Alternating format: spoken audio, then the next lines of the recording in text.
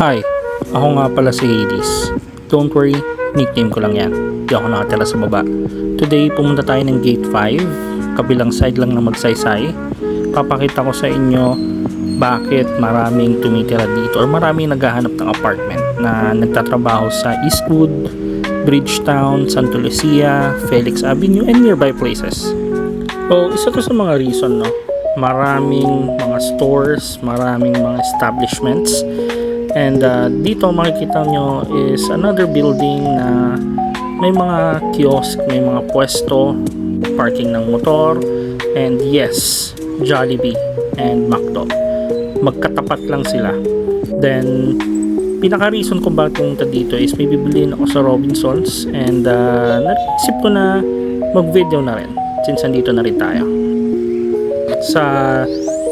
Dyan sa may left, kung makikita nyo may mga nakapark na padjak or pedicab.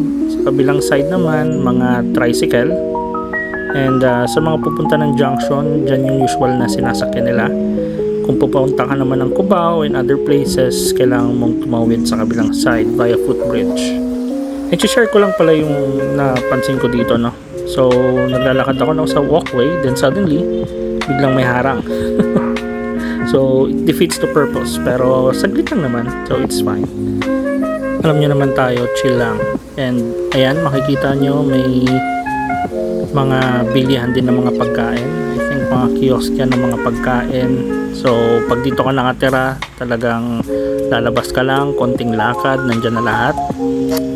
Sa mga namamahalan sa condo, or gustong tumira sa condo, pero yung budget is hindi pa pasok, dito naghahanap ng mga apartment, and sila masisisi including me. Dito ako tumira, and very comfortable yung place, safe, and sa tinagal-tagal ko dati dito nakatira, mangilan-ngilan lang siguro yung nakita ko, nabalitaan ko nag-away, and I think kahit saan namang place yan may away talaga, mga simpleng nakawan. Again, kahit na nasa condo ka, nangyayari yan kahit saang place. So, dito, I decided na umorder na rin ng lechon for lunch since nadaanan ko na. Hindi ko pa na-try dito. So, update ko kayo once natikman ko na siya. Tuloy tayo naglalakad. Nakita nyo dito, may mga papasok dyan every once in a while. Yan na yung mga barangay-barangay, mga parang purok-purok. And, yan, may nakita nyo, may mga bakery and peaceful yung lugar. Nakakainis lang yung mga nakaslant na yan, yung mga walkway na ganyan.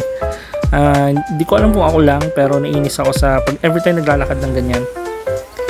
Ayan, as we continue walking, makikita nyo dito, ayan yung Pasig Annex. And yan, maraming sasakyan dito, maraming tricycle, maraming padjak, so hindi kayo mahihirapang mag-commute. Kung may sasakyan naman kayo, I think ang mahirap, yun lang yung mahirap dito, yung parking.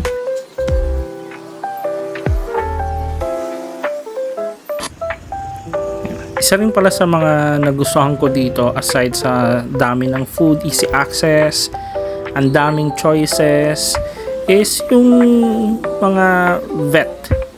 Yung vet ni Meatloaf is nasa Gate 5, Maxwell. So, shoutout po sa inyo. Thank you for taking care of Meatloaf.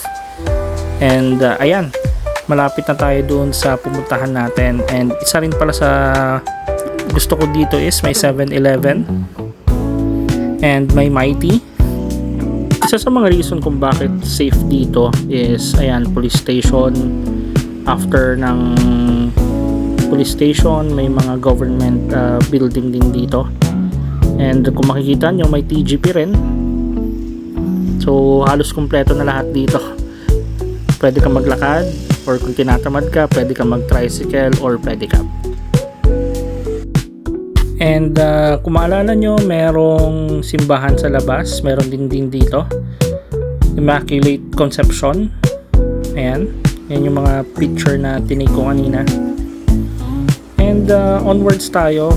Pag umaga dito, maraming mga nakalatag din, mga nagbebenta ng office chairs, mga damit, food, yan, may mga natira pa sila ate, may nagbebenta ng mga spaghetti, pansit, ice cream, kompleto yan dito every morning. So kung nagtataka kayo, pumunta ako dito medyo late na, mga around 12. Nabanggit ko kanina na may Cebuana dito. Ayan yung Cebuana. And yes, may Cebuana rin sa labas, sa may Magsaysay. So kahit saan ka talaga pumunta sa lugar na to, kalat yung mga establishment. And malapit na tayo dyan sa pupuntahan natin. Itong Kaalinsabay or Karangalan na to, dyan ako nakatira dati. Papasokin lang natin bago tayo umuwi.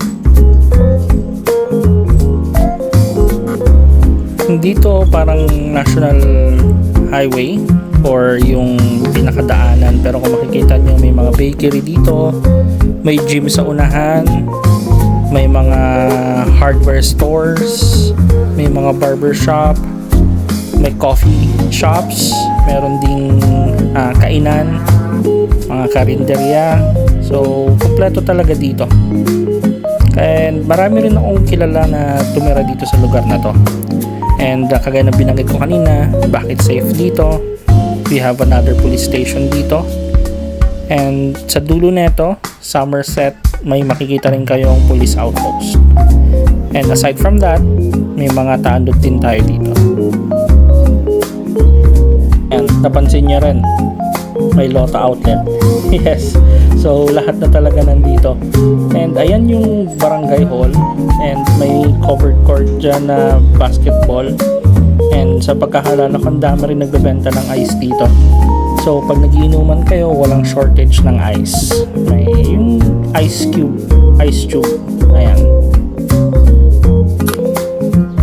Ayun, malapit na tayo sa paliguan kung saan ako nakatira dati. So I think hanggang dito na lang muna. So thank you so much guys for watching. See you next time.